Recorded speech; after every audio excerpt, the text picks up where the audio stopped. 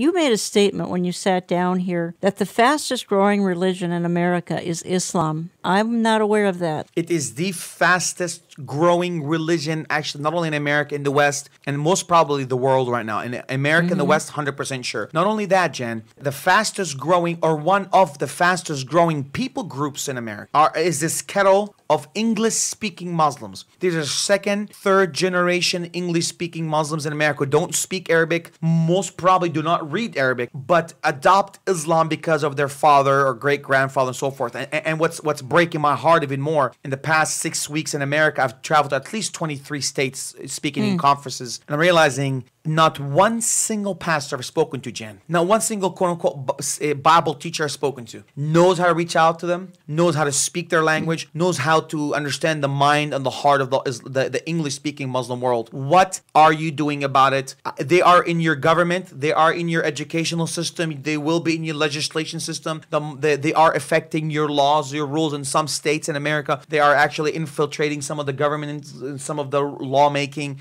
It's your constitution. It allows you to embrace all mankind. And I think, I tell people, and I say very reservedly, that if those that wrote the Constitution, 200 plus years ago, if they knew what this quote-unquote open clause, open door policy to all mankind, freedom of religion, if they knew that one day this would lead to a religion that could possibly infiltrate a system and enforce its system, if they knew that, I believe they would have a lot of clauses under the Constitution of freedom of religion. Pastor Curry, it seems to me, and Jan and I have been talking about this quite a bit, the church in America is quite neutral. And because it's neutral on these issues, pastors don't talk about it. They're not informed themselves. So how do we get the information? And what do? They're totally and completely out of sync with what you've just described. I think, one, taking a trip to a Middle Eastern country helps. I prefer Israel because you get two birds with one stone. Yes. You get to reconnect with your biblical roots, and you get to experience ministry. We have mission trips that come to our ministry. We have trips that come. They visit biblical sites. They also spend time with Muslim converts to hear the Muslim converts, or Muslims that come out of Christianity, or even Muslims who are considered to be more moderate ones. You get to hear their story, and when you hear their stories, you get to learn